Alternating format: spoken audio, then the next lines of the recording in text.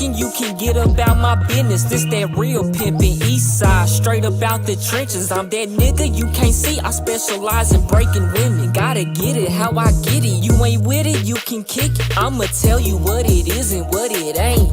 I ain't finna take you on no date, little babe. You got two options, work a job or hit the blade. What you wanna do? Either way, I'm the one that's receiving all the pay. Money management services is what I orchestrate. Watch me boss your life up once you choose up with the play. I ain't interested in sex, I strictly want the severed heads. House cast the only thing that's sleeping inside my bed. Ain't got the time for relations, baby, I'm a businessman. Trying to see how much I can make off selling tuna cans. So we gon' get along good if you into tricking men. Just don't go against the grain if you wanna see us win.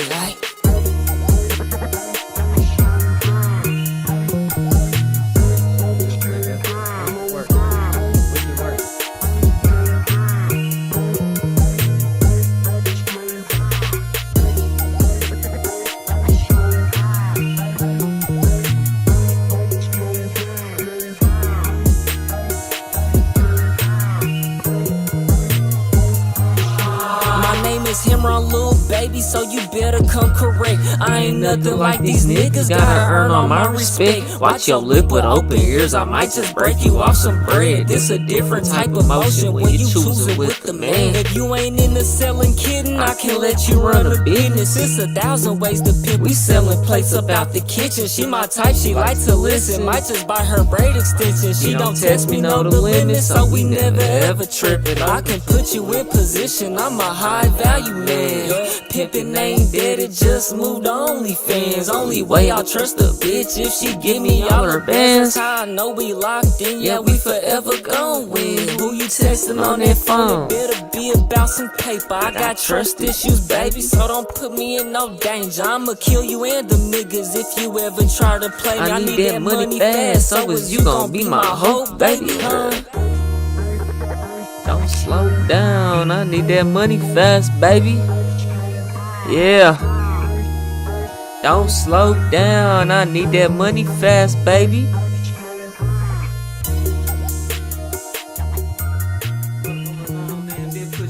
I came out the P, nigga, real TYP shit, nigga. Yeah. Yes, sir. Hey, man, you know what the fuck going on, man. TYP tonight, man. Appreciate y'all tuning in. We on the road to 1 million. If you ain't hit that like button, subscribe button, and turned on all notifications, slap the dog shit about yourself, because that's the first thing you should have did when you clicked on this live stream. Now you already know the drill, man. We got several interesting topics that we gonna get into this evening, so let's go ahead and get into it. First thing first, Poetik Flakkos, your time has come. It's over. Point and shoot. Put belt I'll be real, to bro. ass. It's over for Yeah, it is. Bro, listen, it's over for all the people who's hating on Flakkos, bro. Is that right? Like, your chance to beef with Flakkos was about, I don't know, was about 4 months ago. The trajectory I'm on right now and the mission that I'm on right now, we is winning. Again, I do feel bad for, I know that's right, like the quote-unquote like Poetik Flakkos like haters. We are past the era of hit pieces working. Era where hit pieces was effective was like 2016. So like each and every day, bro, like my live stream just keep getting bigger, right? Things, you feel me, right? Like, you know, like things, you know, things going up, and that's not gonna stop it. is that right? Okay, so this. Hey man, you can expose a nigga to the links of R. Kelly. R. Kelly could come home right now, still do millions of views. He could drop a song, that bitch gonna get 1 million views first day. That's just the internet, bruh. Video is going to be about Poetik Minyango Jala Tokpa. Frederick Jala is He my paid name. $2,500 for the box. Frederick Jala. So a couple weeks ago, I made this video on the Forever channel about how Jala rapidly acquired a new large pro-black audience as a result of his relentless coverage of the Chud the Builder saga and the Nolan Wells investigation. And the video is basically about how Jala is pandering to this new pro-black audience as if he's not an anti-black racist himself. What? And I demonstrated this clearly in the video, and I played clips of him actually saying the things, so it was impossible for him to really refute it, so he didn't. I mean, when there's clips floating around the internet like this, there really isn't very much to explain. A 5'9", blonde hair, blue eye, little white boy in some polo shirts, slacks, and some Birkenstocks walking towards you at 9 p.m. evoke the same fear in you as a 6'1" black man in a Nike Tech? I'm gonna It just depends on. It really just depends on their character, their appearance. You know what I'm saying? So you say because because it's a black guy, he's intimidating. You know what I'm saying? And a white guy is not. It makes no sense. What I don't understand, because you didn't even really go into the depths of describing how that person even looked. Because you got white people that look just as crazy as some black folks out here. You got black folk that look just as crazy as white folks out here. Face tat, neck tat, on drugs, whatever. You got the same for every race. It's not just a black or white thing. You know what I'm saying? They got the same shit. You ever seen them motherfuckers, white folks with 666 tat across their forehead? I sure seen it growing up. You know what I'm saying? Made me scared. Damn that. They crazy. They different. They weird. You know what I'm saying? it's the blue, purple, pink lip. Yo, bro, listen, bro, I can't stand niggas, right? Man. These same pink lip, wide nose niggas were the same motherfuckers, right? These ignorant, pink lip, wide nose niggas ain't rocks. Bro, listen, bro, Lil Uzi Vert. That's his go-to, huh?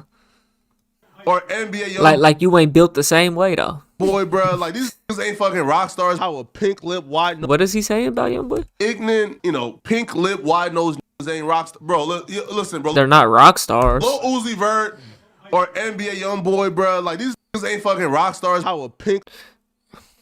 So because we're not, what are you talking about? Lip, wide nose, ninja lion, bro. If he look you dead in your eyes and tell you, bro, are you serious, man? He capping. He lying. Right? If you think that you finna move to Miss Mary Jane's block and trap out of her block and be outside loitering, nigga, you crazy, bro. She calling the police the same day you move in. It warms my heart to see a DA like that taking a stand and saying, I don't give a damn about no peer pressure, no intimidation, man. Listen, I'm black, but I'm going after all these, blue, purple, white lip, burnt Negroes, right? Who are out here using their lyrics and confessing the crime. And so my video was full of clips just like this, just like the ones you just watched, and they were horrifying. And calling them Negroes, by the way. There were some people in Jala's audience that were calling him out for it, but their voices weren't loud enough. They were just little peons to him. They were just little chatters. And he felt like because I'm the only one making videos about well, if you act like you don't see it, say it doesn't really exist in your world, you know what I'm saying? About it, that it's really not that big of a problem right now, and that he's too powerful. He's already out of here. He's already blown up. He's winning. His numbers are skyrocketing. And he said that this is why he doesn't feel like he needs to respond.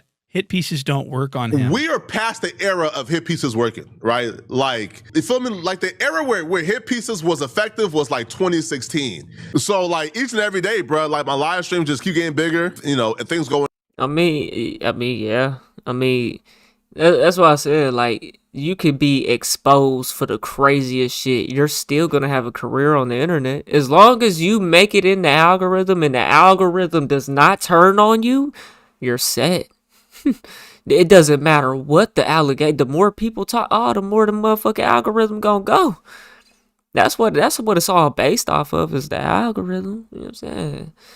Up, and that's not gonna stop him, right? So yeah, you're right. So y'all stop telling me to respond back to drama. So it was these statements by the Jala that created a chain reaction in the commentary community on YouTube, and people started making videos about it now. This guy, Doku D, found my video, discovered my video, and then circulated it and commentated on it. And so this caused a chain reaction. My name is Doku D, and if you're anything like me, around the whole time of the Chud the Builder thing, where he shot that guy and he got arrested for it, and then he was on trial, and we were learning things as the situation progressed and new information came out, YouTube recommended you a new creator named Poetik Flakkos. Wow, that's really interesting. A lot of people did not know who this guy was before the Chud the Builder situation. So this guy Doku D makes this video, and then this guy Jew Almighty notices the Doku D video, and then he makes a video. Only Negroes, yo, only Negroes. support crime. Oh, he's literally just talking like a white supremacist. He sounds like MAGA. So at this point, Jala now has a huge problem on his hands because now other black creators are calling him out for being a racist, not just me. So Jala panics and he immediately drops an apology video, but he misrepresents the apology and he apologizes for something that no one was calling him out for, which is his political beliefs. And he also lies to his audience and tries to make it seem like he became aware of the backlash from his YouTube comment section and not from me or other creators that are torching him online. He actually thinks his audience is stupid, so he's going to try to trick them. And he thought that he was going to get away with this. I want to give the tap dancing sellout of the day award to Poetik Flakkos. Now, who's Poetik? Well, I'm Poetik Flakkos, okay? No, but all jokes aside, the tap dancing sellout of the day award goes to Poetik Flakkos. Now, you're probably asking, why are you talking about yourself this way? Well, this stems from a comment I got on my last video from a subscriber called Beauty. Now, Beauty is a subscriber. She comments. I've seen her in my comment section often, so she's not a hater. And the comment was, Flakkos, you got some explaining to do. But in the replies, there were people pointing out, bro, Flakkos, we've seen videos of you as a conservative. Now you're more left-leaning. What happened? What was the change? Why did you change? What's going on? One, nobody is above accountability. Two, nobody is above being called to the carpet and taking accountability. So he's dressing this video up as like an apology and taking accountability for having conservative viewpoints. So I don't know if Point and Shoot goes. Well, here goes some Jew Almighty. Jew Almighty went live with this nigga, Poetik Flakkos. It was a disaster. Which is not. That was the wrong button. It was a disaster. You know what I'm saying? That boy was fumbling his words left and right. You know what I'm saying? He's a grifter. It is. He go where the bag go. You know what I'm saying? Come on. YouTube, you gotta be a capitalist in a way.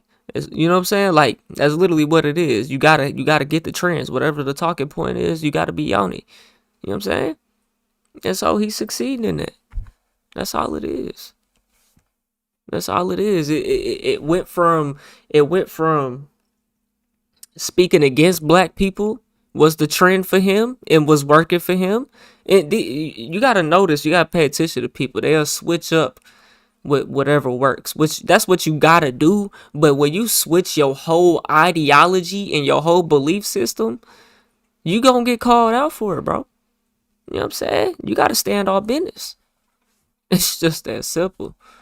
Nobody is above being called to the carpet and taking accountability. So he's dressing this video up as like an apology and taking accountability for having conservative viewpoints, which is not what anyone criticized him for. They criticized him for being a racist, smelly bigot who is grifting off the black community, the community that he hates. And so for him to misrepresent this, it's because he thinks he can trick most of the people in his audience. He thinks they're stupid. But I'll tell you who's not stupid, Jew Almighty. What? And I'll show you this. This guy's actually really smart. He's going to do most of the talking because he's, you can't explain it any better than this. As a conservative, now you're more left-leaning. What happened? What was the change? Why did you change? What's going on? That's not the criticism. He's lying again. The criticism is not about him being a conservative. We're criticizing him for supporting Trump, for supporting white supremacy, for glazing Nick Fuentes. Well, why I admire people like Nick Fuentes doing right now is trying to gain fake brownie points by acting like he's addressing criticism, but he's not. He's only addressing being a conservative, which was never the criticism. It's very disingenuous. Real slimy snake drift. I mean, it's still part of the criticism, though. Shit. Any black because it plays in line with his ideology. You know what I'm saying? Well, his past. You know what I'm saying? Like, if you still conservative today and you was talking about that, then we can only assume that you're still the same today. Supporting him from this point on, just know you're listening to a very disingenuous person that does not care about you or your community. So this is a huge problem for Jala. He did not count on this at all. He thought that everyone was just going to forgive him immediately and everyone was going to move on immediately. He did not think that Jew Almighty was smart enough to understand the apology grift that we just saw. That was a total scam. That was a scam apology, okay? So Jew Almighty made a follow-up video criticizing the apology because Jala attempted to trick Jew Almighty's audience into believing something different and tried to make Jew Almighty look like he didn't really know what he was talking about. So Jew Almighty got mad and he made that follow-up video And he made it clear to his audience that we are not criticizing Jala's political viewpoints. We're criticizing, it was the political viewpoints that were closely associated with racism that was the problem. And I want to show you some clips of this exact thing. Look at these clips, and please use your discretion. These are upsetting clips. She was always of Indian heritage, and she was only promoting Indian heritage. I didn't know she was black until a number of years ago when she happened to turn black, and now she wants to be known as black. Who are you talking about, Kalama? So I don't know, is she Indian or is she black? She is always Racist? I don't know. Is he racist for questioning somebody named Barack Hussein Obama being born in the U.S.? I don't know, bro. You feel me? I don't think so. You could think so. The crumbs and details of whether or not Trump actually committed a crime, I don't think so, bro. Yo, I think a man, bro, who is married, man, should be able to pay some hush money off, man. You feel me? And if he want to conceal it and hide it from the media, bro, hey, I don't understand why this is like a 20 felony count. You feel me? So the Democrats have been able to sort of brainwash and manipulate black folks into thinking that the Democratic vote is the black vote. I know probably a vote for Trump is probably what's best for the country. It feels like a lot of us are just giving Kamala a lot too soon without her really earning it or deserving it, bro. So as you can see, it wasn't the conservative political viewpoints. It was the racist political viewpoints that Joe Almighty had a problem with. So he makes this follow-up video criticizing the apology, and Jala panics. He absolutely freaks out the same day. You know it was bad because the nigga, no hesitation, was so quick to do a live stream with him. You know what I'm saying? To clear it up. And the amount of stuttering. Like, bro, I've been watching Poetik Flakkos. I've been reacting to this shit, you know what I'm saying, for a minute. You know what I'm saying? He a good talker. That's why he's good at YouTube. That's why he's successful, right? When he got on this live stream, I watched the whole stream. I listened to it. The boy was stuttering like a motherfucker. You know what I'm saying? Fumbling words all over the place. Yeah. That this follow-up video comes out, Jala reaches out to Joe Almighty and asks if they can go live and hash things out. What? And this was a mistake. Jala was not prepared. He didn't have, you know, when you lie this much, you don't know how much you've lied, and it's hard to keep up the lies. So Jala does this stream, and he gets confronted with point and shoot. Now, Joe Almighty doesn't know that Jala denies my existence and refuses to talk about me publicly. So Joe Almighty's talking about me to Jala, not knowing this, and it's so funny. I want to play this clip. Look at Joe Almighty saying that the reason for all this is because of point and shoot, and look at Jala, how sheepish he looks. This is so funny. I laughed at this. He became a fan and a sub to your channel during the Chud the Builder saga, like a bunch of people did. And he saw, I think it was 2 videos by Point and Shoot, which addressed a lot of anti-blackness, a lot of disrespect to the black community, a lot of glazing white supremacy and Trump and Nick Fuentes and the Proud Boys, and all of that. Addressed it on a surface level, which made me then do a deeper dive into the Point and Shoot videos, which I'm gonna just be honest with you, as a black American that loves black people, that's raised in black. Yeah, of course. And you know, see, that's kind of like that's what he was doing the whole time, bro. Babies that love black women was very disturbing to see. Wow. So we've got a whole new Jala here. I mean, this is a completely different Jala than we saw at the beginning of the video. I'll be real, bro. Like, it's over for which I'm gonna just be honest with you, as a black American that loves black people, that's raising black babies. So this live stream debate was a mistake. Jala got ate up. He completely failed. He looked like a complete dumbass. And this stream created. And his only excuse was that he was ignorant at the time and he didn't know no better. That was his excuse. He didn't know no better.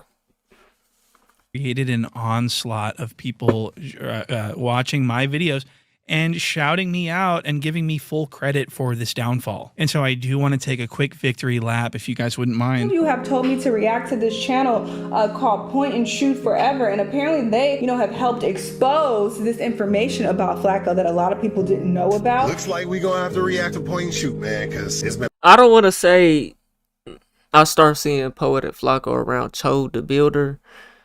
I'd say it was before that. You know what I'm saying? But I really started tuning in more when it was about Chode the Builder, for sure. A lot of people asking me to go ahead and react to this video. This is point and shoot. My God, point and shoot forever. Point and shoot. So we gonna play this clip here. After Point and Shoot initially dropped the receipts on Poetic Flakkos anti-black, Calling him out for it, specifically Point and Shoot. Shout out to Point and Shoot forever. Like, he's been on his neck for a while now. What Point and Shoot is doing is really exposing the grift that Poetic Flakkos been doing. Point and Shoot has been picking his shots like an elite sniper, landing perfectly placed headshots on the bison. Huge shout out to the platform Point and Shoot. Shout out to them. They considered the GOAT for managing to collect all these clips throughout the years and put it into one video. The reason we know about any of this Who voices that? He sound. is because of his longtime nemesis and personal boogeyman, Point and Shoot. And I have all the credit to give for the YouTuber Point and Shoot. I also want to say shout out to Point and Shoot forever for covering all of this and providing all of the information, because without him, we would not have seen just how much of a two-faced liar Poetik Jala is. Point and Shoot, big shout outs to you, man, because you were the one that had all of this footage, that put it all out, that made us all aware of the anti-blackness and all the other racist shit that he was saying all that time. So big shout out to Point and Shoot. I mean, Jala's having a really bad time, and it's all because of me. It's all because I've played clips of him saying things. It's not because of anything I've made up, or it's not because I've defamed him or slandered him in any way. I'm playing clips of him saying the things that I'm saying that he says. So that's why it's so effective. That's why it's so damning. And it's causing a lot of problems for Jala Flock. So I want to play some more. I actually want to rub salt in the wound and actually go. See, the only setting I've seen Poetic Flacco in is in his new setting with the white couch. The couch behind him. I haven't seen this green screen. I haven't seen none of them other settings other than his most current one. Further and play more clips. They said he came from No Jumper. That's like where he started or whatever. I didn't know none of that shit. You know what I'm saying? I've seen No Jumper throughout all the years. I've never seen this nigga. Until you just start popping up in the algorithm. And the clips that I found this time are like way more racist than anything we've seen so far. What? I'm not kidding. Wait till you see these clips. How black folks love to be. But you got to think about, okay, he got to start with Adam 22, right? It only makes sense. See, Adam 22 is playing the same grift. You know, it's just business. Victims. So this clip is Jala angrily criticizing the black community for being outraged about a racist joke by white comedian Tom Segura. What? I'm about to show y'all how bloodthirsty and eager. He started with Dr. Umar. So he was around, he was fucking with Dr. Umar and doing content with Dr. Umar. They say Flacco was working for No Jumper. I don't know. People are to be victims. Like how black folks love to be victims. Just comment yes if you ever heard a black person say white folks smell like outside. Just comment yes if you've ever heard a black person say when it rained white folks smell like pennies. Wet dog. But it's not racist. Because systematic oppression created a system that's meant to. Bro is from North Dakota, man. Like he's literally from North Dakota, bro. This the same, like, imagine, like, what happened to Nolan Wells could have happened to him. But instead of, you know, they was out at the, it was snowing outside in North Dakota. And they left Jala outside to freeze. That's not funny, but you know what I'm saying? That's the type of shit. So he was doing content grifting for Umar, is that right? That's the type, you know, that's where Poetic Flacco is from. He's from North Dakota. He is not like the rest. It's like an Alaskan nigga. That's probably worse than an Alaskan nigga. We see them Alaskan niggas. You know what I'm saying?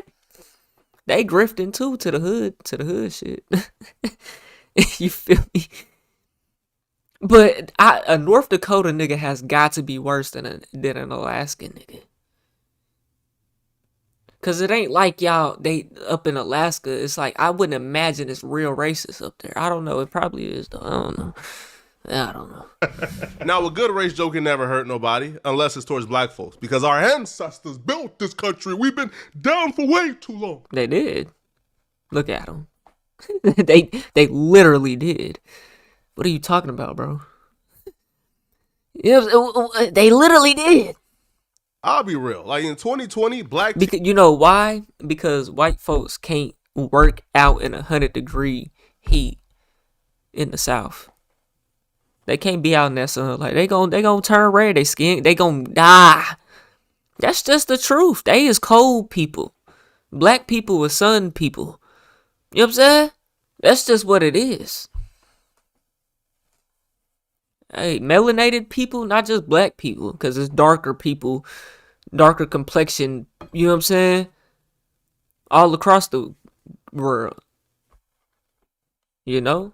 That pale skin, that unmelanated skin is different. It's not this, they can't, so that's just, you know? So black people built, the foundation, most definitely.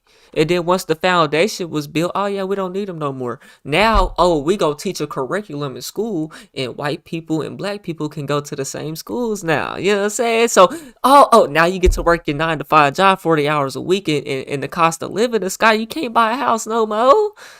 You a slave too, nigga. White boy. Jala. Well, not really. You an entrepreneur. But anybody else. Yeah, that's the reality, man. We've been down for way too long.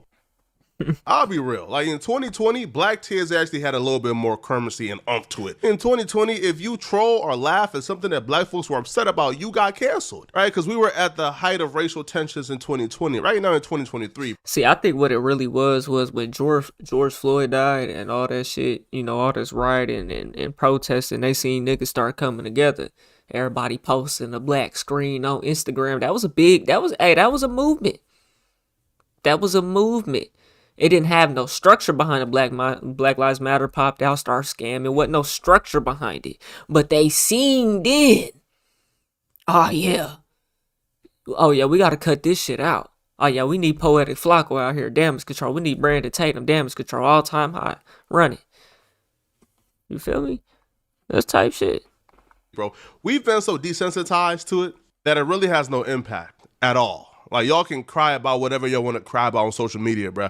Nobody is listening. So I can't tell you what white folks do in them showers, but black folks, y'all should be ashamed of yourselves, bro. So that was insane. I mean, really, that was, he really wishes he didn't upload this and that it's available on the internet for people like me to snoop around and collect. This is, I mean, that was, so just look at the clips that he's putting out now. Just look at the stuff that he's, the talking points that he's putting out now are much different. Again, more racist jokes, you know, making black folks the butt of the jokes, showing all 32 teeth, clapping up, cheering when Tony Hinchcliffe was disrespecting George Floyd and making jokes about the black community. The George Floyd joke to me was especially egregious because George Floyd was not in the room. You do more to make sure that George Floyd legacy isn't disrespected for cheap laughs. Isn't even about black people being soft that we can't take a joke. It's not. So Jala is extremely passionate about standing up for the black community, and he's very sensitive about George Floyd jokes, right? Wrong. What? He's not.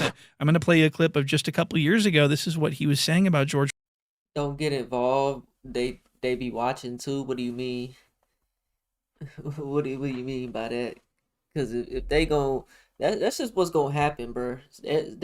People is always gonna go back and look at your past and dig up videos and what you said and clip it together, and some shit can be out of context, and now there's this narrative running. You know what I'm saying? That can happen. You know, but for me, that ain't something I'm worried about though. You know what I'm saying? Because I'm true to myself.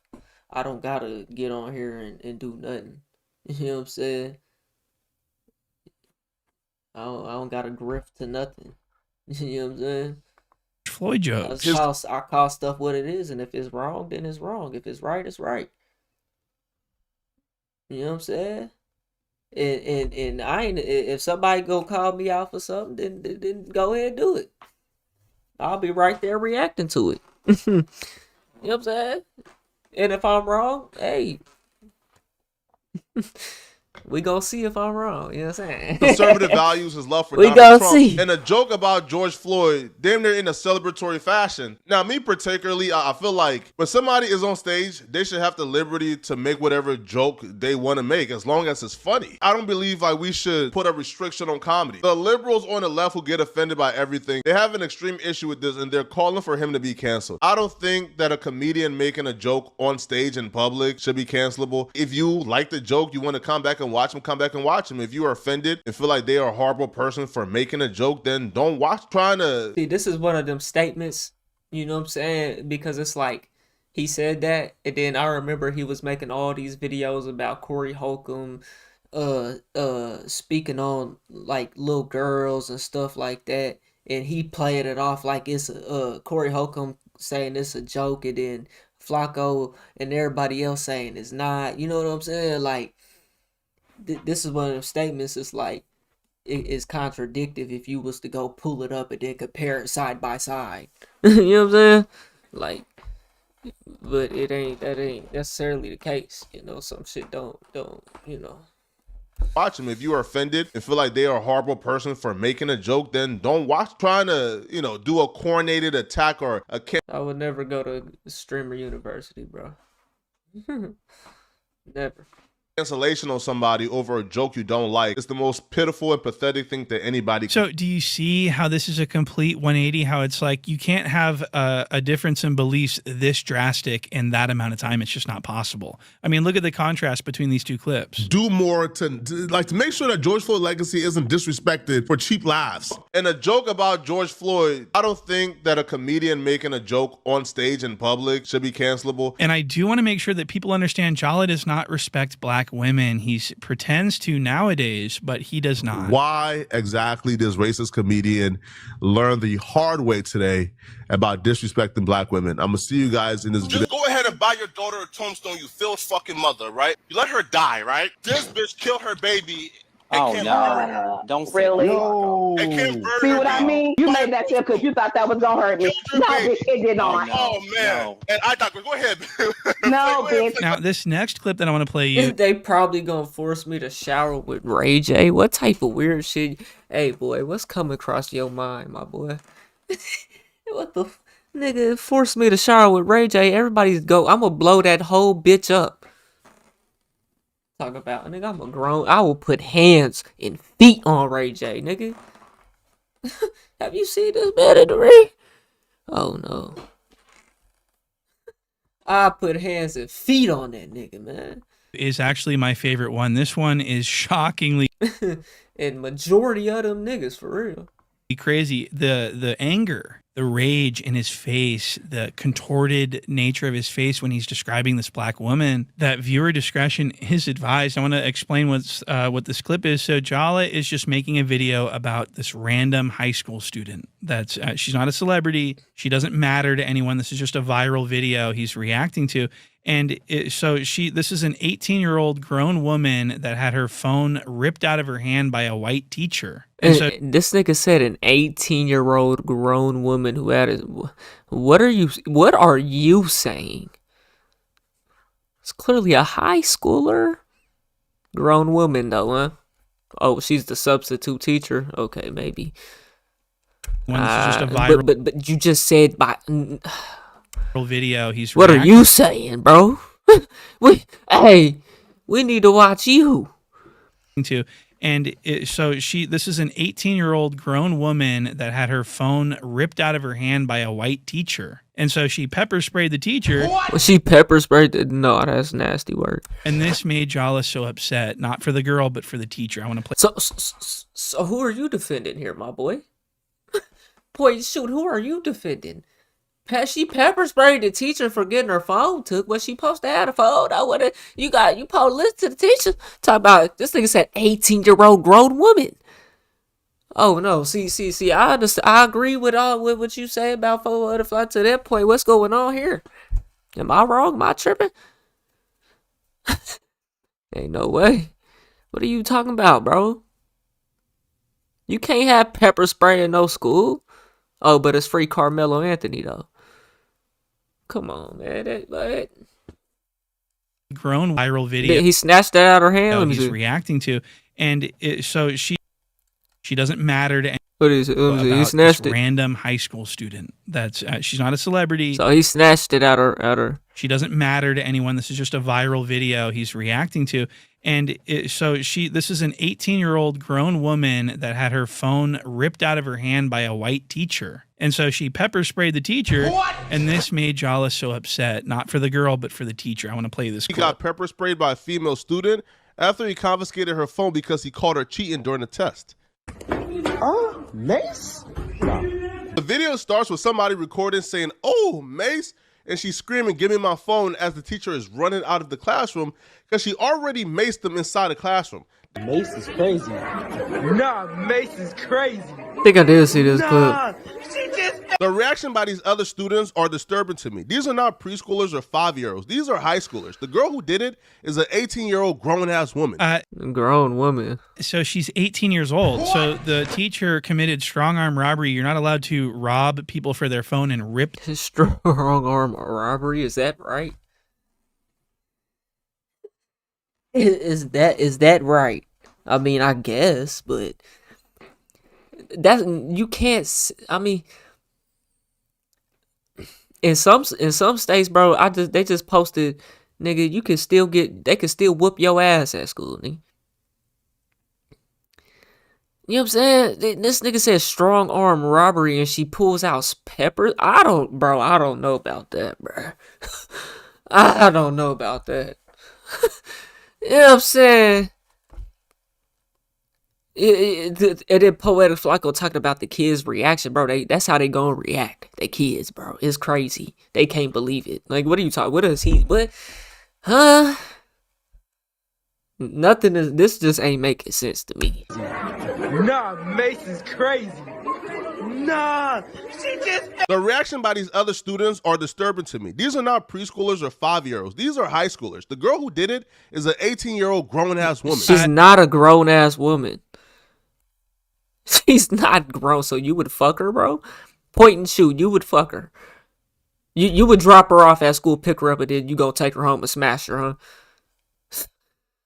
Come on. These schoolers are 5-year-olds. They quit throwing that. Y'all throwing that around too much. And y'all don't see y'all don't need to do that because it's gonna be young 18-year-olds thinking they grown ass adults. Like I thought I was at 18, you know what I'm saying? But you it's about your mindset, but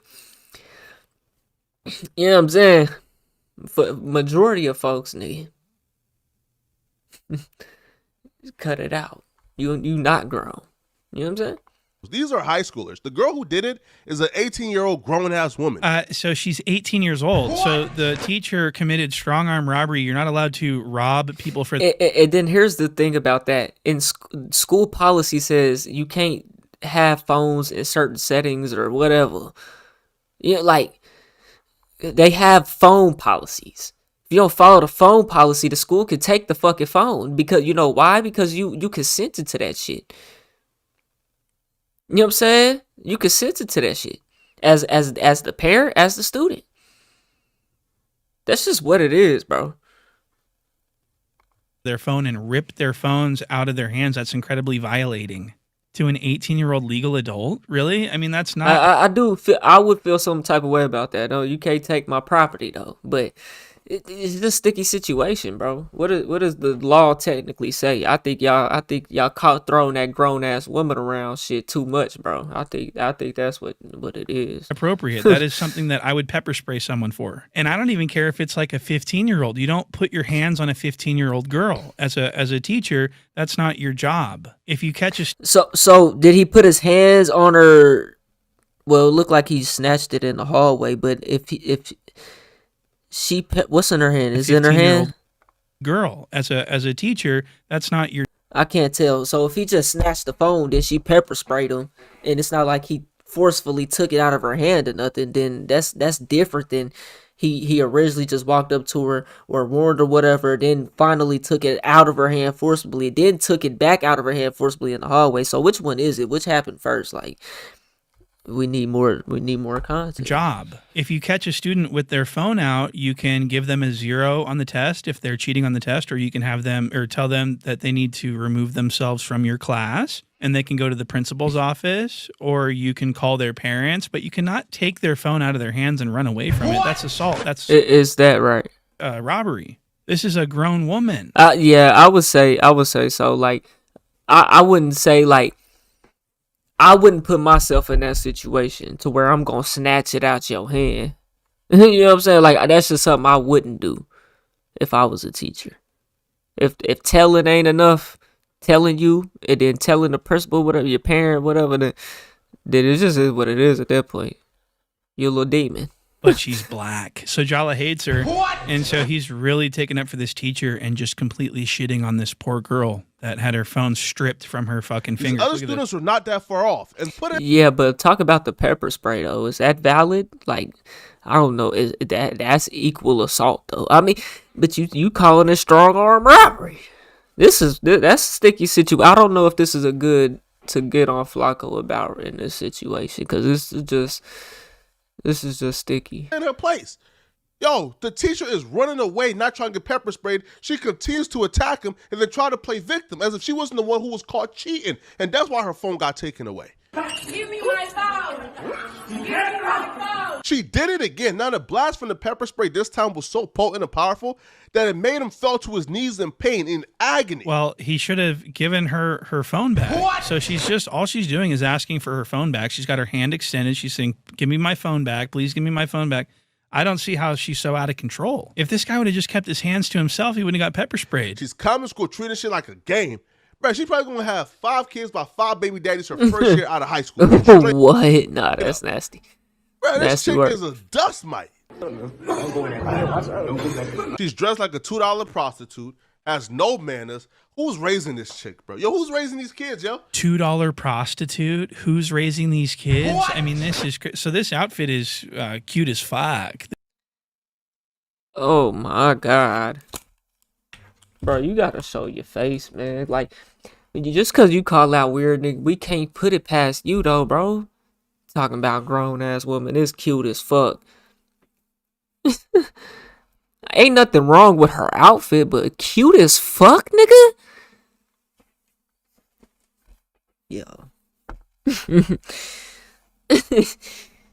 This is a slip dress and a denim jacket. This is a very nice little outfit. This is the way I want my daughter to dress. So he's calling her basically a little hoodlum, and I want to play you this clip of Jala talking about his own sister who needed to go to prison and didn't have anyone to take care of her infant son. What? Because a family member of mine got incarcerated, and my nephew was left unguided, and he needed somebody to step in to help raise him, guide him, as his mom is in prison. So Jala's out here criticizing black families and saying, who's raising these fucking people out here, when his own family, his own mother is raising a jailbird of a daughter, according to Jala. Jala's own sister is a hoodlum, and his own parents need to be checked for being such bad people, according to Jala. Yo, who's raising these kids, yo? But who's raising these kids, man? Yeah, that's funny. It ain't always about the way they raise. But then again, it's like, you know, because one person could come out a certain way where they're not necessarily out here crashing out, but they still got a certain type of mindset or whatever because of how they was raised. And then the next person, you know, sibling, you know what I'm saying, they out here crashing out though because of this, they was raised that way.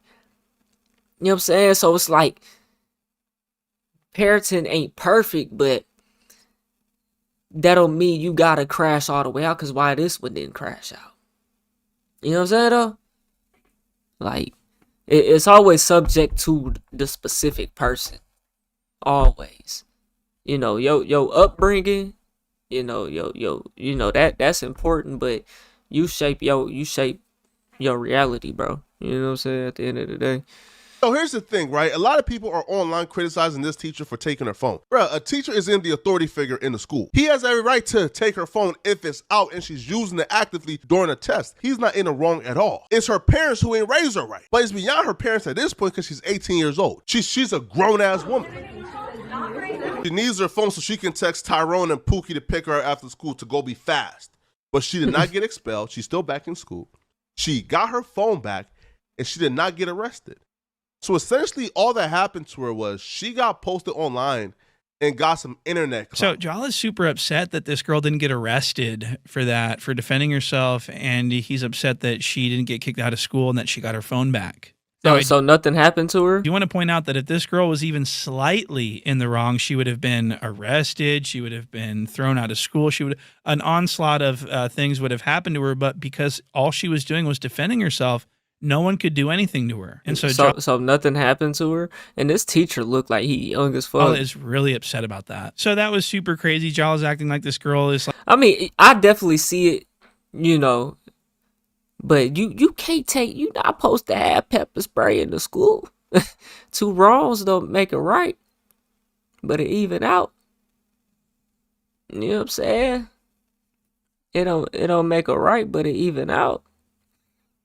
You know what I'm saying? So I definitely see her perspective. And like I said, if I was the teacher, there's no way I'm taking a phone out of your hand. I think that's just doing too much. You could call the principal, you could do detention. I mean, when I was at school, they was trying to take phones and all that. You know what I'm saying? But I ain't never seen nobody get their shit snatched out their hand or nothing. You know what I'm saying? And what they would do was, if they did take your phone, you know what I'm saying, they sending that shit to the office, and your parent got to come up there and get it. You know? So, you know, that's just a sticky situation. But the fact that nothing happened to her, she didn't get no discipline act, she got her phone back. I mean, it's her property, it's her parents' property. At the end of the day, they have to give it back. You know what I'm saying? But it's just tough, bro. It's a tough situation. So we just gonna lean on her side. You know what I'm saying? Cause nothing happened to her. What happened to the teacher? Do we know?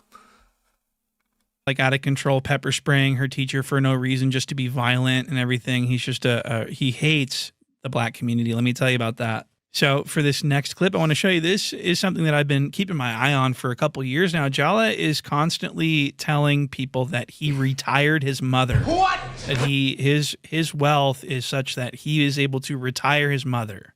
I had a huge problem with this statement. I knew that it wasn't true. And so I just want to play you a clip of Jala bragging about how much money he has and how he retired his mother. Look at this. Yeah, what do Charleston White have that I don't have?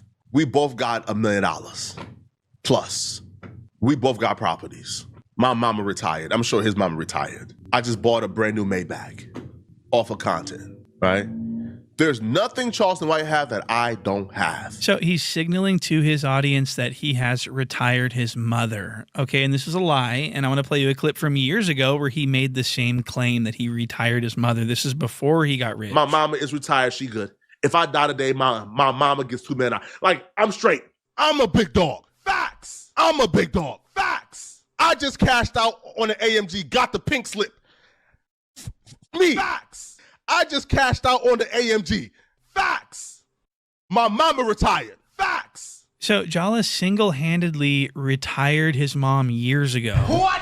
And I just thought that was so weird because it's not true. First of all. Second of all, his mom is in her 40s. And my mama's 42, 43, right? The first time I got she could have retired herself, you know what I'm saying? Like, check, I retired my mama. I told her I don't work. Right? The first time I got a check, I retired. His first check, huh? My mama. It was enough money to retire your mama. So how did you retire your mama though? I'm not saying you didn't, but how did you, with your first YouTube check, your first what check? Check from where, nigga? Huh? Adam 22. Well, how big was this? What? Okay, that makes us really question though, because if that's true, Flakko, who you working with, nigga? Who wrote that check? Who wrote the check, nigga? You feel me? Because if it's enough to retire your mama, to you talk about listen, retirement in my eyes is you gotta have at least $1 to $5 million, making you a certain percentage, 3 to 5%. Every 5% on $1 million is $50,000 a year. That's set for life. or whatever lifestyle you trying to achieve. Say you need 100,000 or $2 million, 5% invested every single year for the rest of your years. That's retirement to me, not the $2 million and then you living off of that. Oh, you gave her $1 million, you living off. That's gonna run out. People think, oh, I got $1 million to spend. That's how the shit runs out. So who wrote this check, nigga? You know what I'm saying? 243 rice. The first time I got a check, I retired my mama. I told her I don't want her to work. So Jala says that he retired his mom from her $100,000 a year salary as a CPA. What? Is that right? But my mom is a CPA though. She's an accountant, so she's not wasting money. And then it comes out she retired her own self. That he's actually funding her multiple businesses that he probably has a 50-50 stake in. So it's all money motivated. He ain't giving nothing to his mom. He's investing. But she is persistent. Well, I mean, that's still the same shit, nigga. Can't in hate on starting that. businesses. I want her to just stay at home and relax. Nigga said she's not retired. He's got 50-50 ownership. Nigga, what's wrong with that? Nothing wrong with that. She wants to own them. So, bro, I'm gonna fund any business she That's what you supposed to do. So I just want people to understand that when Jala says that he retired his mother, what he means is that he's funding her multiple businesses because she wants to be a tycoon. Multiple businesses, investments. I'm not seeing a problem in that. I think this video's being dragged at this point. This went from his being called out racism to his opinion about this specific topic with the high school student, and now his mama being retired. I think, you know what I'm saying, where are we going now? You know what I'm saying? Like, what? It would cost like millions of dollars to retire someone from a CPA job that's in their 40s. It's just not true. And so I just wanted people to see that and understand that, okay? Now, for this final clip that I want to show you, this is going to show that yeah, I mean, that's true. This is a young Pharaoh. Oh, God. Where was I finna say? That and understand that, okay? Now, for this final clip that I want to show you, this is going to show that Jala hates all black people, not just, he says that he only hates the criminals and the people from the hood and the streets. But that's not true. He actually hates all black people. And I'm going to play you this clip of Jala being racist against this prominent YouTuber that Jala was just jealous of because he had a lot of money. I was really disturbed by this. Look at this. He probably got scammed again, poor money management skills, right? And this is why Negroes go broke. So when I see young Pharaoh spending on a lot of things, and he claims he only made $1.4 million last year in this video, but this is the king of... All these niggas be cap, bro. Because I know how much money you actually make from this shit. Unless you're selling merch, you're doing shows. You know what I'm saying? I know how much money you making off your views for the most part, bro. You know what I'm saying? So, like, shit don't be adding up to me. I just be seeing a lot of shit. It just don't be adding up. You know what I'm saying? It's not what it's all made out to be, what they make it out to be, you know. Because now you look at young Pharaoh, where the money at. He's so smart and intellectual, and how he putting fingernails on now, huh? When I see young Pharaoh spending on a lot of things, and he claims he only made $1.4 million last year in this video, but this is the king of Hotep Negroes. This is young Pharaoh, Mr. Rich. He's the most valuable man in Black America. This right here is just proof, bruh, that Pharaoh might be going broke, man. All that lavish spending, hiring this employee, hiring that employee for no particular reason, just to have Negroes around, all right? Funding people buying cars and all that other nonsense, bro. Pharaoh might be going broke, man, but y'all let me know next. So he's criticizing Pharaoh for doing the same thing that he does, which is buy a bunch of lavish shit. What? I just bought a brand new Maybach. So now he's all fat and rich talking about black prosperity and black, he didn't have anything to say about this. This is Jala's best friend, the cuck. On purpose. No, I'm not. I just think it's funny. I think it's funny to take a phrase that was popularized by probably the most famous racist of recent memory and to recontextualize it to describe myself smoking cigarettes and drinking alcohol while I'm in Vegas. I think that that's funny. And I used Chud the Builder inspired language about myself to say that we were chimping out. I don't think that that is racist. I think that, if anything, I was comparing myself to an act. See, you was trying to make something a trend that was never going to become a trend. It actually did, people was throwing the word chimp out here and there. You know what I'm saying? But more so for Chode himself.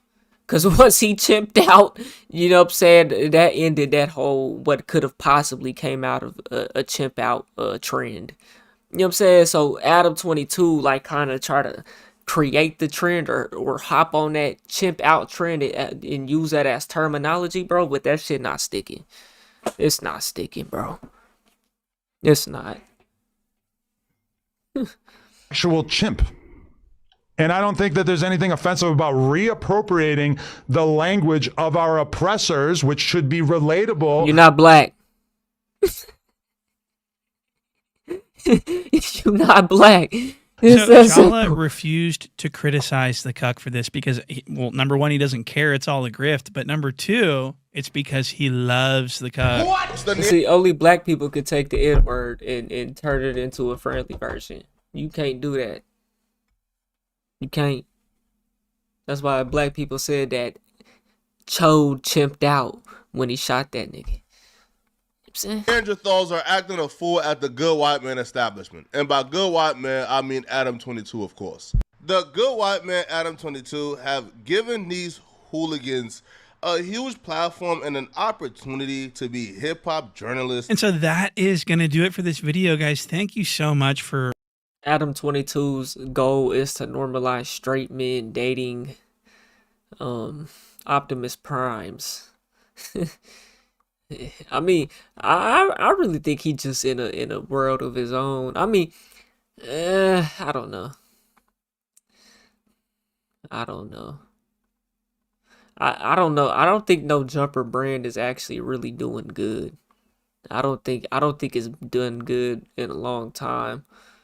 You know what I'm saying? Like, you compare they analytics to Say Cheese, to even academics, Instagram accounts, Twitter accounts. Like, bro, they low. They down there, bro. They still up. You know what I'm saying? But they don't have the same pull. You know, so I don't know if I think Adam 22 just doing shit on his own. That's what he wants to do. You know what I'm saying? I think hey, to sell your soul, you gotta want to do it, though. So, hey. You know, he's tapped in. Clearly he's tapped in. I think he just actually loves it, though. You know what I'm saying? Like, when Young Thug, Lil Uzi, they put on the dress and shit. You know what I'm saying? They act like they not rainbow. Adam 22, I mean, he ain't say he rainbow, but he has no problem letting you know that this is what he did. He gets down like that. You know what I'm saying? He's a cuck. Like, he full on embraces it.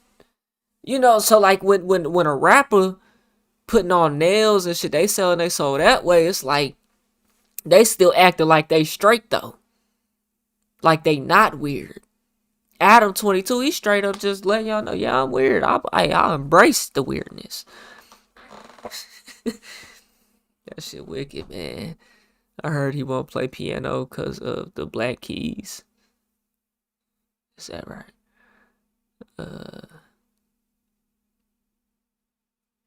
Hey, man, y'all let me know what y'all think about that, man. We finna move on to another topic, man. Let's see what we've got. We've got something interesting. Charlie Kirk. Nobody cares about Charlie Kirk no more. Yeah, I knew this was gonna happen. Soon as they came out with Tyler Robinson, right? Oh yeah, Tyler Robinson. We got the guy who did it. They still ain't telling us how we got it. What's the latest update on Tyler Robinson? Let's just, before we get into this video, let's just Google search this right quick. What is the latest update on the Charlie Kirk shooter? 1 day ago, 7 days ago, 6 days ago, 1 week ago. They're not dropping new news on this. They're not keeping us informed. We don't care no more. And see, this is what happens. This is what they do. They know, oh yeah, we could do this shit again. And a week later, ain't nobody gonna care. Why we ain't see no cell phone footage, right?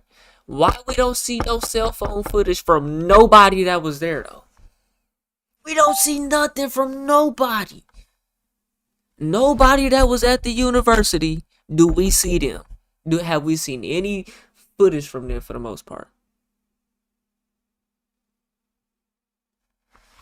Let's get into it, bro. Let's get into it. Shouts out to FDH.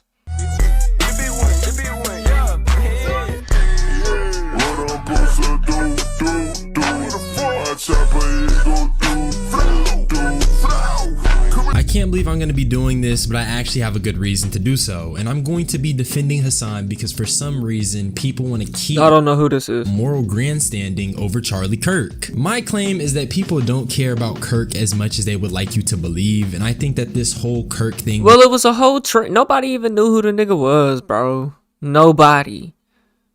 It's just a side. Oh, he was going to be the next president. Nobody knew who he was. Spurred on by prominent right-wing voices to stroke a culture war, because let's just keep it a bean. Kirk was nothing but a racist podcaster, and not even just a racist podcaster. I'd go as far as to say he was just bigoted in general. His debates and his platform catered to a specific group of people, and prior to his death, I knew a lot of people that didn't even know who he was. And now you have these individuals coming for Hassan just because he was singing an AI Charlie Kirk song, perpetuating fake outrage over something that isn't even as disrespectful as what some of these right-wing voices have tried to do in the wake of Kirk's death. So today, twin, I just want to dunk on the people that are defending Kirk in an attempt to defame Hassan, because at the end of the day, out of everything wrong Hassan has done, making fun of Kirk is not one of them. If you're interested in today's tea, twin, you need to come and tap in. For real. Comment for the algorithm. Now, before I get into the meat and potatoes of this pearl clutching drama, I just want to make it abundantly clear that Hassan has been engaging in what I will call, for lack of better words, Charlie Kirk jokes for a while now. And on my stream yesterday, I even showed you guys this, but Hassan was dancing to the Indian Charlie Kirk song.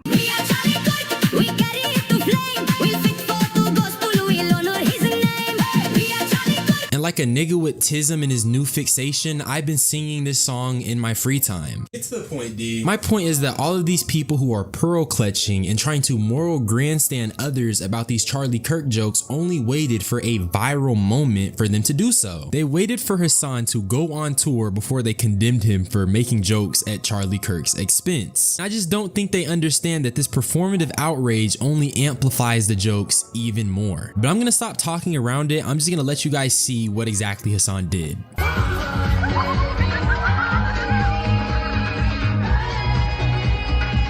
So we've got a white guy mocking and making fun of Charlie Kirk. Is that right? I know that's right.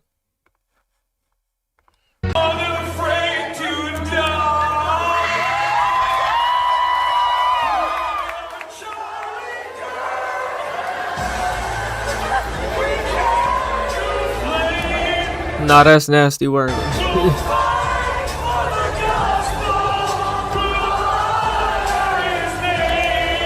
I played the first clip because that boy is killing that dance with the Kirk 5 memes in the background. But as for Hassan, all he did was do karaoke to the AI Charlie Kirk song, and this spawned in tons of backlash. And the general consensus that I've gathered from these Republican right-wing pearl clutchers is that Hassan is mocking the assassination of Kirk, and how Kirk would have mourned him if it was Hassan that had passed away, and how this is Hassan co-opting assassinations and political violence. violence. Them people are fucking stupid. Now, ignoring the huge elephant in the room that the Republican Party and right-wingers in general have nothing to say when ICE is disappearing Americans from the street, I don't think you can liken doing karaoke to an AI song as co-opting assassination or political violence. And also, why do people just want to pretend and do this revisionist history of Charlie Kirk? These people keep trying to force this reverence and this sacrosanctity around Charlie Kirk when in reality, like I said, bro, the way this nigga is speaking is just losing me, bro.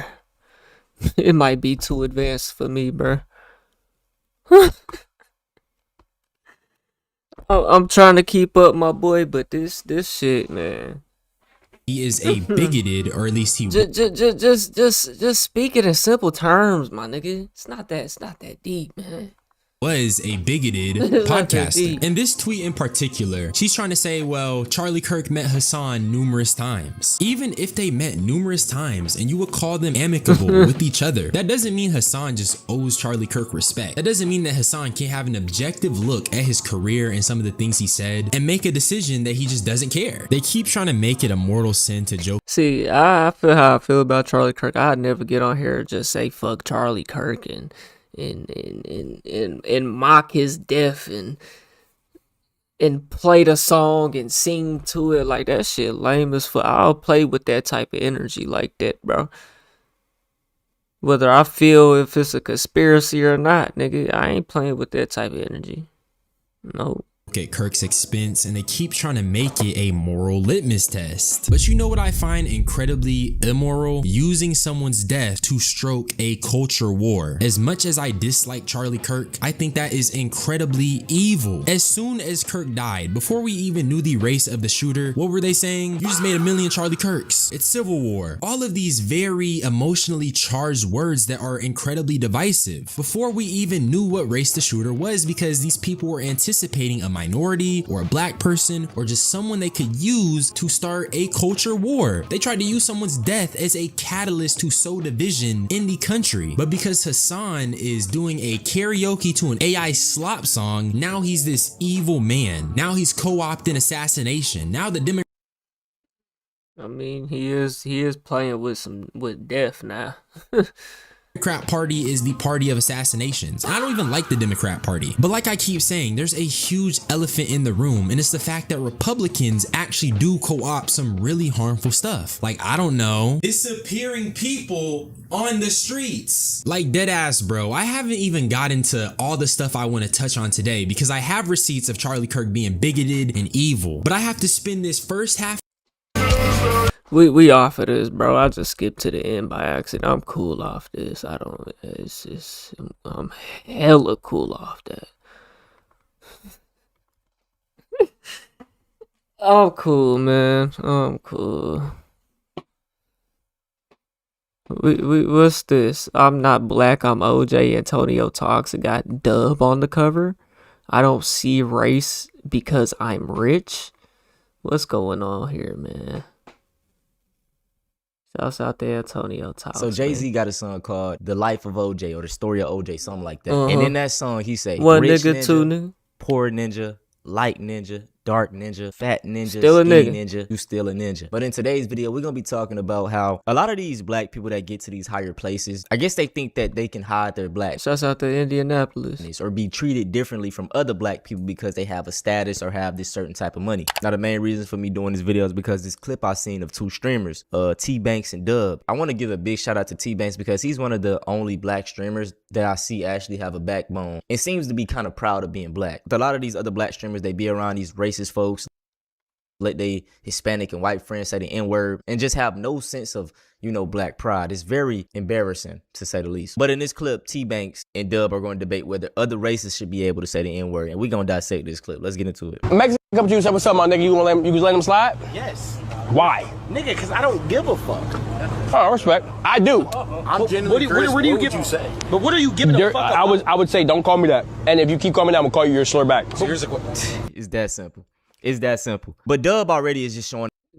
You talking about a random Mexican off the street, don't know you. Imagine you at a bar or something, right? A drunk little Mexican white guy, or something walk up on you talking about, what's up, my nigga? I think everybody gonna look at them crazy. Unless you just one of them, I don't give a fuck ass niggas. You know what I'm saying? Off his ignorance, stating that he don't give a It's the fact that we don't know you. You know what I'm saying? It's that. fuck. And this is what I mean, man. A lot of these dudes don't stand for anything. This is the brother of DDG who praises money, who praises materialistic things. So it's like, as long as they get that bag and get money, they'll tolerate it. What was Dub doing before DDG gave him opportunity? Anything. You go ahead. Okay, so but listen. Why? Yeah. He actually looked like he healthy and in shape though, so that's good for him. Because everybody wants to be a nigga till it's time to be a nigga. How do you be a nigga, bro? Everybody wants to be black until it's time to be black. And I ain't black. They want to be able to say the nigga word, but then when you gotta, let's not get political. No, but when you gotta deal. Yeah, let me say this. What? When I walk into these expensive stores like Balenciaga, just like you, when you walk into these Balenciaga stores, you don't get stereotyped anymore. You don't. I don't care where other Nigga said you don't get stereotyped anymore. I doubt it. And even if that's true, it's because they know that black people are dumb with money. It's just that simple.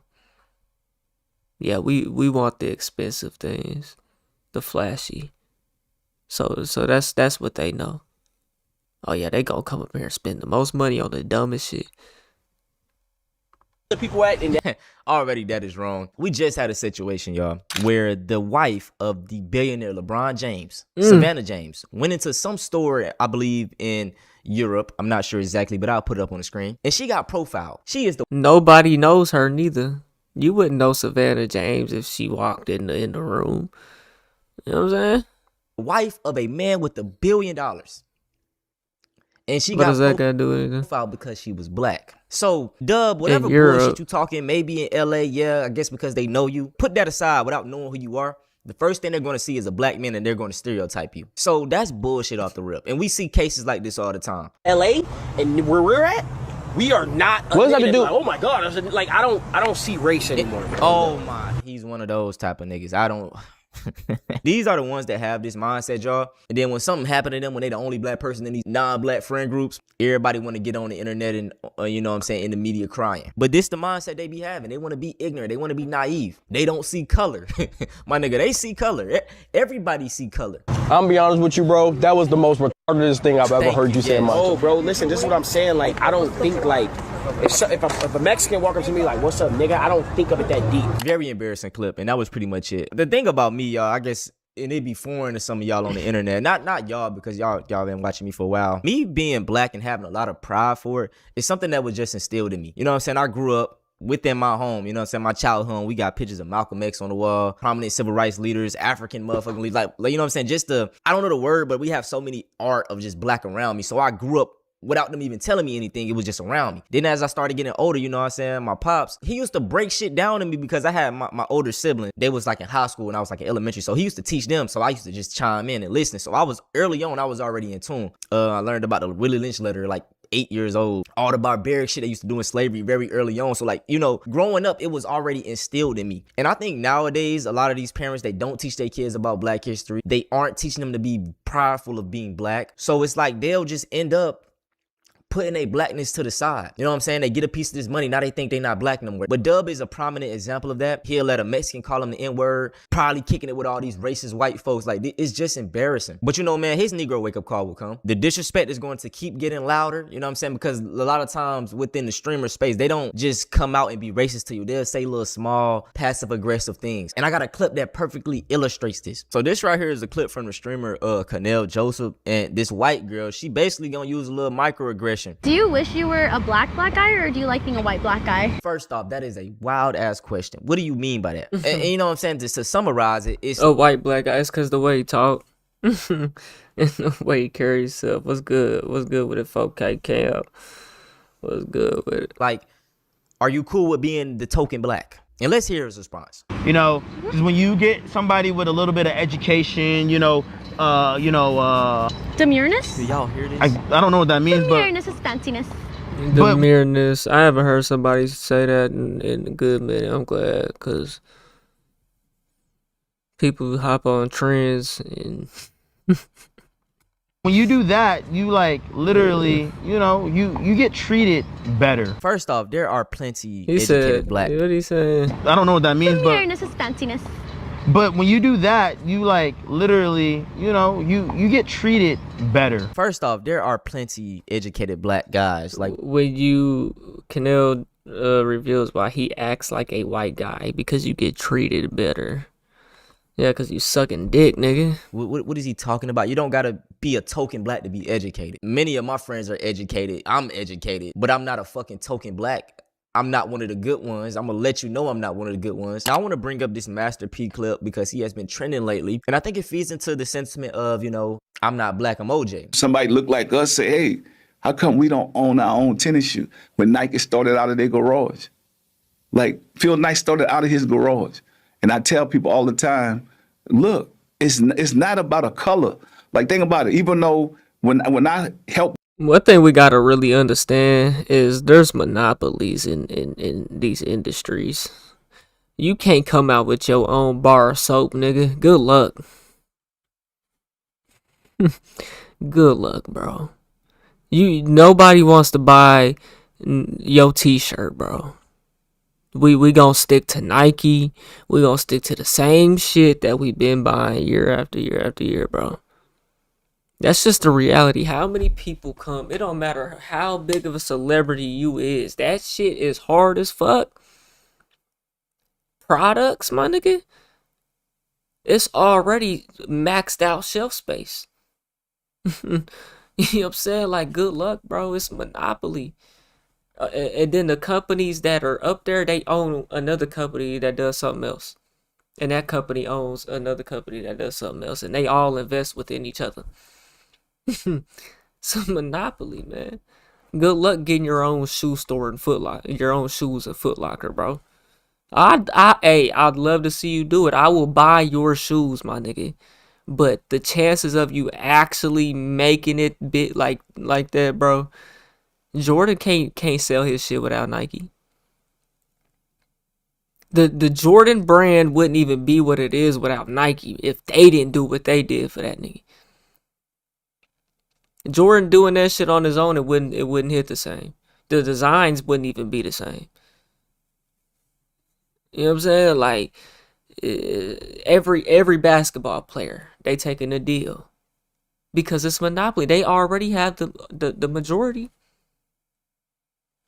Go do something on your own, you're going to end up like Soulja Boy. You're going to be the first to do it, and then somebody else going to come with some money and the right marketing and do it better.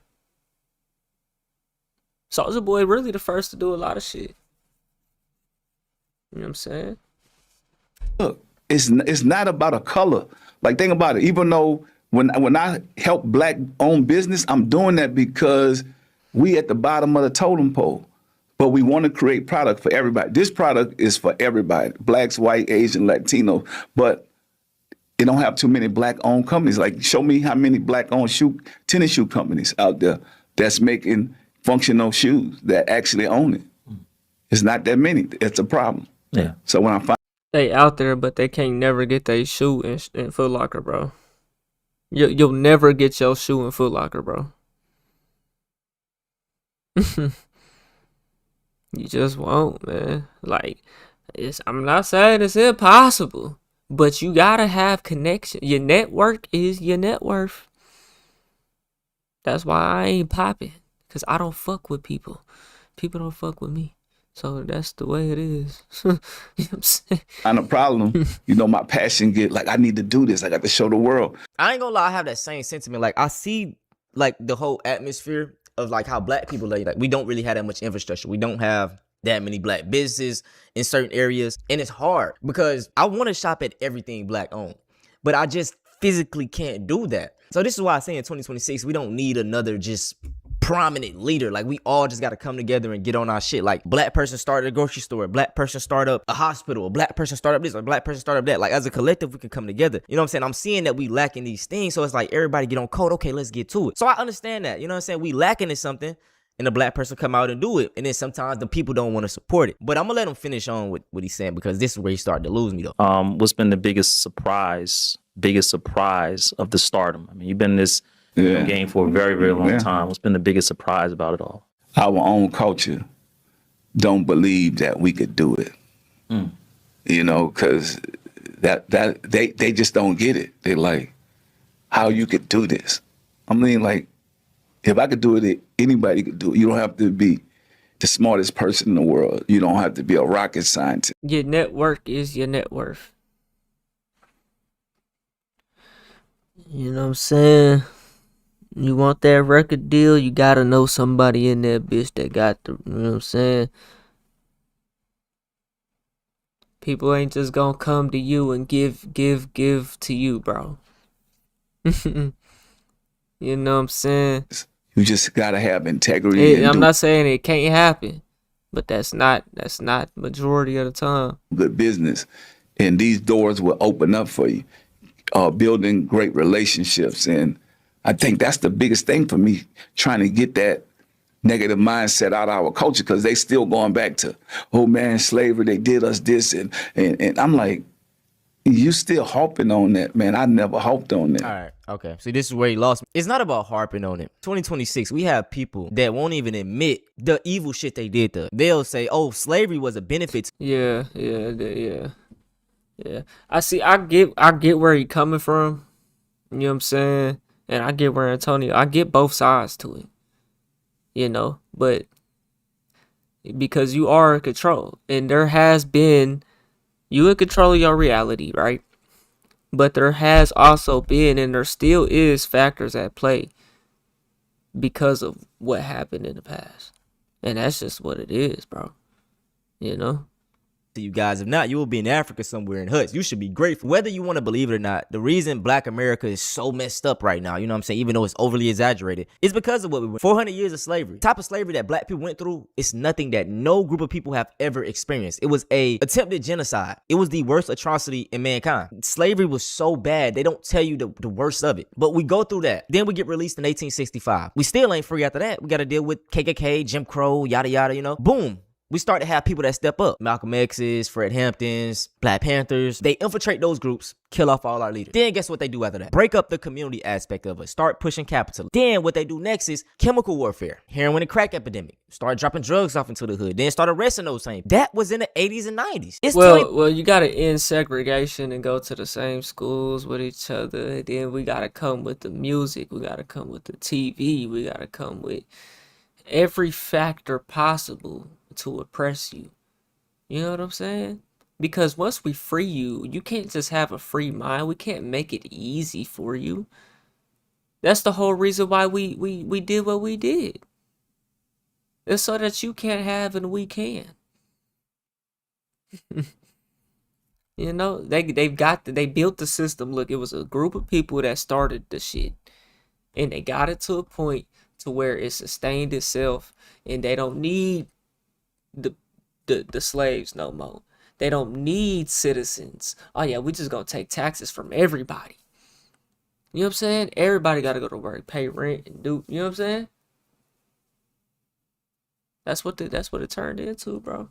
26, Yeah, I was about like, race. 20, 30 years ago. Black Americans, it's just so disingenuous because a lot of y'all don't really know the history of what we've been through. And it's not us being a victim. It's us talking about what really happened. In the same way that Master P is talking, these folks never tell, you know what I'm saying, the Jews to get over it. They never say that. They never say get over the Holocaust. Nobody ever says that to them. But for Black people, we got to get over slavery. We got to get over this. We got to that's get a over that. We good got to be the point. bigger man. Every time it's, get over some shit. No, we going to acknowledge what the fuck y'all did because it was way worse than what y'all even like to talk about, bro. And even speaking of the Jews and the Holocaust, bro, they got reparations. They got a whole free fucking country. What did they give Black Americans for all that shit, dog? Nothing. And you know the crazy thing, y'all? The slave owners got reparations. America was like, okay, since y'all lost y'all property, lost y'all slaves, right. we gonna give y'all some money because now y'all gotta work Homestead for Act. yourself. Like y'all see how crazy Go that get some is? gold when we in bring up California. slavery and that we need our reparations. It's not us being victims. It's just giving us what we owe. Because I can't change the past, but I can change the future.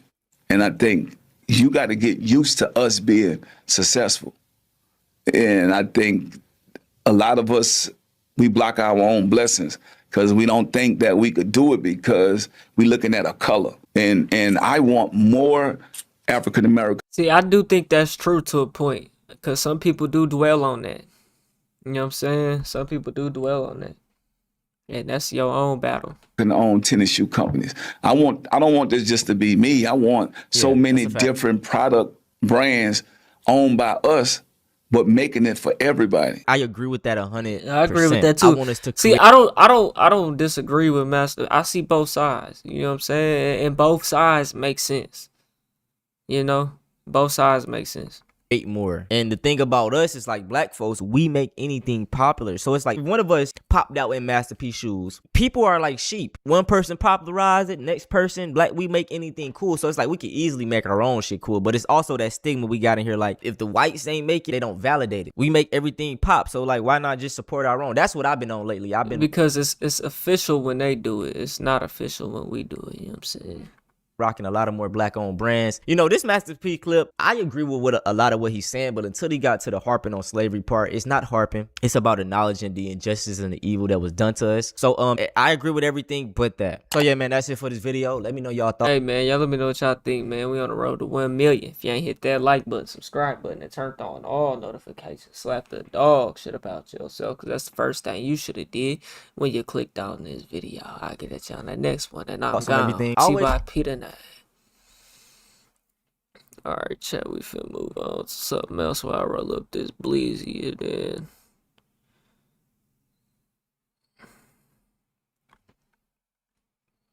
and then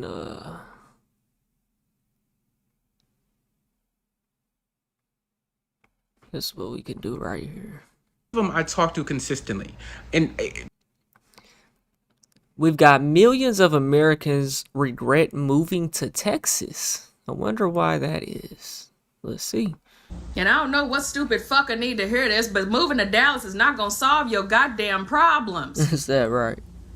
Moving to Dallas is not gonna solve your problems. If you broke in Arkansas, you gonna be broke when you take your ass to Texas. That is true. That's big facts. People think because I need to move out, and bro, all you doing is moving your mindset to another place.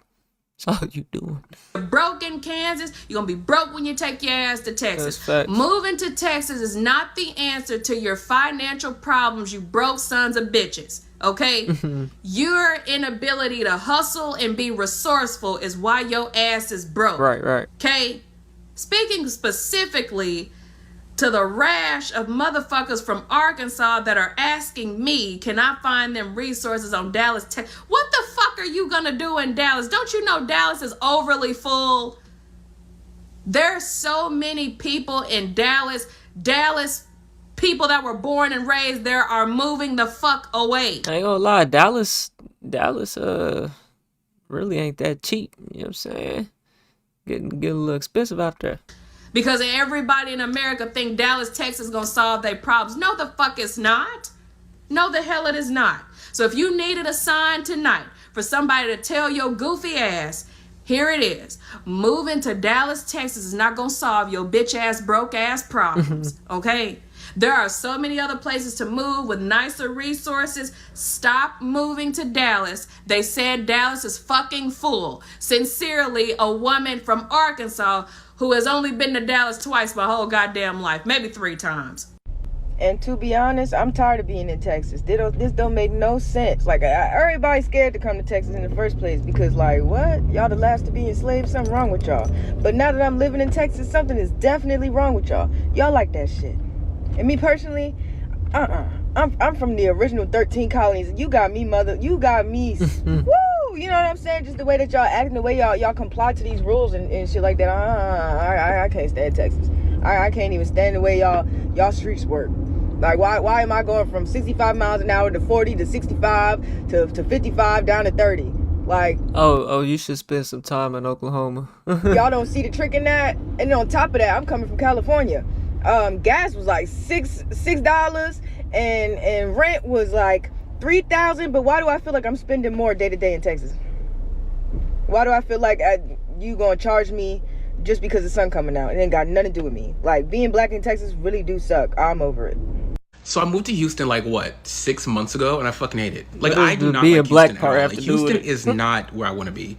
Like, it is too much going on. If you are not popping bottles and eating and getting big every single weekend, you probably won't like Houston. That's all there is to freaking do. Like, there's nothing else to do. Don't get me started on the damn heat. It's hot as hell. It's hot as Hades out here. Like every time you step out, you feel like you just died and went to hell. It is hot. And the people, these bitches are weird. Bro, they say Oklahoma, Texas. Man, I looked it up because man, I ain't never felt this hot in my fucking life. I get on Google, I search what's the hottest places in America right now. Oklahoma, Texas, Missouri, Arkansas. 110 for multiple weeks, nigga. No cap. I can only imagine all the way down there in Houston. I don't know if it's better or worse. Weird. And then I look at California's weather. It's 80 degrees. It's 110 out here, but it's 80 out there. What the fuck? That don't even make no sense. I don't know. I have never met weirder bitches, and I grew up in Atlanta. Bitches in Houston are weird. Like I don't know. Like you hoes in Houston. Fuck no. Like it's hard to even make friends out here. Like I've been here for 6 or 7 months, and I've probably made 2 friends. Bro. One of them I talk to consistently, and people are weird as fuck. I'm pretty known on the internet. We all fucking know that. Like people know me on the internet. I have had people sit there and fake like they don't know me just to get close to me, and then tell me later down the line that they wanted like, hey, like I knew who you were, like I was a big fan. That is fucking scary. That is so weird to me. Like I don't know. You Houston bitches are weird. Think about breaking my lease. And in the area, the homeless bitches out here. Oh my gosh. Like there's a lot of homeless. Like it is bad. Like I'm ready to go. Like I'm ready to go. Like I have got to get up out. I'm ready to get you up off my screen too, my boy. Yeah. Why the fuck do people keep moving to Texas? There's 49 other fucking states, and I'm willing to bet that over half of them have a better traffic situation than we do. Go live over there, please. Cause tell me. I'm just convinced that America's roads are fucking ass. They gotta be. You know what I'm saying? I don't know. I went to Atlanta as far as like they not the highway though. Let me just stop because I don't know what I'm talking other about. fucking states, and I'm willing to bet that over half of them have a better traffic situation than we do. Go live over there. But see, nobody wants to move to the other states. They only want to move to Texas. You know, and Texas is like the last place because it's the cheapest. They only want to move to California, New York, or Florida. That's the only places people want to move actually, unless they just want to save money and be broke somewhere in the Midwest or down south, you know what I'm saying? And they fine with that. You know? So everybody just pick Texas, you know? Please, because tell me why a 1-bedroom, 1-bathroom apartment in my little football town cost $1,100 to $1,500 a month, and that's without AC. You could have without literally AC moved anywhere else in the world, but you chose Texas. Don't even get me started on the driving. Say a posted speed limit is 60 miles an hour. Under Texas standards, it is now 75. As long as there's not a cop behind you, you're going 5 over the limit minimum. I understand driving can be hard and difficult for some people, but if it's hard and difficult to merge onto the highway at highway speeds, get your fucking ass off the highway. You tell me that you're moving to Houston or anywhere in Texas, I just know that you're a dumbass bitch, because I've had several people tell me they wanted to move to Houston or anywhere in Texas, and the common denominator is that none of those people were smart. Because no smart person would ever choose to move to Texas if they had a choice. Have y'all seen Houston's traffic? Like, it'll literally take you 3 hours driving to get from Houston to Houston. We're not even talking about the fact that everybody is armed and dangerous down there. Hello racism, it's ghetto too. My sister even used to live in Houston, and long story short, she no longer lives there anymore. So to recap, if you're looking for places to move, Houston is a 0 out of 10. Texas, 0 out of 10. Would not recommend. I'm gonna talk about it because I feel like no one talks about it. I moved 19 hours away from my hometown because I thought it would be a better life. Because that's like everyone's dream, to get out of Indiana. Where I'm from, everyone wants to leave. I finally did it. See, you don't have to leave Indiana. If you come from a small town in Indiana, move to a bigger town in Indiana. You know what I'm saying? You don't have to just jump ship to a whole nother motherfucking state. You know what I'm saying? Where you got no resources. You know, like. And I hate it. Like, I really want to go back to my hometown. I miss knowing everything. I miss knowing people.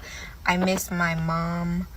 Like, I feel like no one talks about this. We all talk about how we want to get out and we want to leave and we want to move from our hometown. It sounds And good then till when you we actually move, do it. It's just a fantasy. everything's supposed to be so much better, and everything is not so much better. It's just a I feel like fantasy. it's the same life, but in a different place, far, far away from where you're comfortable from. It is. That's exactly what it is. That's exactly what it is. I'm not saying there's not opportunities in different states, but there's also opportunities in your home state. So if you're seeing this, this is your sign that it's okay to be comfortable in your hometown. It's okay to want to raise your family in your hometown. No matter how bad your hometown may be, I am almost positive that there are good parts about it. And for me personally, my hometown, nah, I can't do that. I gotta move on. You know what I'm saying? I'll go somewhere else in Oklahoma, but nah, I can't stay around there. You know what I'm saying? The goal was to make it out. It don't matter if I make it to Tulsa, OKC, it don't matter. you might just regret leaving. Living in Texas is no longer affordable. We don't tell y'all not to move here just because of traffic. You guys have driven the housing market insane. The home I currently live in was purchased at $280,000. It's about a 3,000 square foot house, 2 stories. After 2 years, today, this house is valued at over $580,000. 2 years. That's more than a 100% jump, a 300,000% increase in value in 2 years. 300,000%. The housing market is going crazy. No. I'm thinking about moving out right now, and I literally would not be able to afford a home that I could just 2 years ago. Like, I'm gonna be living in the slums. You cannot come from California to Texas trying to pay California prices. Y'all have effed the market up. People paying $100,000. What? You can't move from California trying to pay California prices. Duh. I mean, like, what are you saying here? Like, if you move from California, a lot of people have been moving from California since all of time. Been moving from, my mama is from California. My sister was born in California. You know what I'm saying? People have been moving from California to Oklahoma to Texas in all of time. If you actually say you own a home in California, you can move to Oklahoma, buy a better home. Sell your home, say it's paid off, right? Move to Oklahoma, buy a better home cash, and still have money left over. You know what I'm saying? Like, that's the type, if people come out here and they do that shit, bro. You've been living out there, you done paid off your house out there. You can move to the Midwest, buy you a house cash. You know what I'm saying? And you living good. You making less money from your job, working the same job, but you went from it. Maybe your house isn't paid all the way off, but you got equity in it, right? You move out here. It's all about the numbers. It's all it's about. You know what I'm saying? It's easy mathematics. You feel me? Shit. Dollars over. So I don't know what you talking about. You if you coming from California, you advanced. That's the top. That's the most highest income. New York, all that shit. If you actually did your thing, you should be able to come out here and be all right. You know what I'm saying? But the trap that has us, that's from here, is hard for us to get out, because we making little money compared to big money out there. So we need double to the money. We gotta save up double just to go out there, versus you can. That's why it's like the cost, a higher cost of living. You have more disposable income. You know what I'm saying? Which I actually thought about that the other day. That's not always true, because, you know, some things out there, like gas, for instance, is higher, you know, so it kind of evens out. But that's not true for everything, though. You know? What I'm saying is if you was on your shit out there, you ought to be able to move and still and be on your shit times 10 out here. You feel me? Who's doing that? 2 years ago, you could get a mortgage for $1,700. A mortgage. Now it's looking like rent for a 2-bedroom. Y'all really upset me. Texas used to be the dream, but for a lot of families, it doesn't feel that way anymore. Groceries cost more, insurance keeps climbing, rent and home prices have gone up, utility bills aren't getting any cheaper. People keep hearing that the economy is booming, but if you're living paycheck to paycheck, it doesn't always feel like that. A lot of critics argue that national economic policies, including tariffs, supported by Republicans, have contributed to higher prices. And they're asking why everyday Texans are paying the price. All right, guys, Texas update. I've been trying to get an apartment. I cannot get an apartment. They keep on denying me. I was wondering why. Come to find out, I was late a few times and on my rent here. And they don't play. They don't play. They said, girl, you So I don't know what to do because I don't want to move, and I'm not going to move and go to an area that's not suitable for me. But I need to secure a place there before I let the lease go here. So I don't really know what to do. Y'all think God is trying to tell me something and want me to stay put? I don't think the Lord will want that because I'm not happy here and my son ain't happy here. We want to leave. Y'all think I should like really still stick it out and try to push through or stay here? It's nasty work, bro. Let the Lord speak. We're gonna wrap this up right here, y'all. This is nasty work.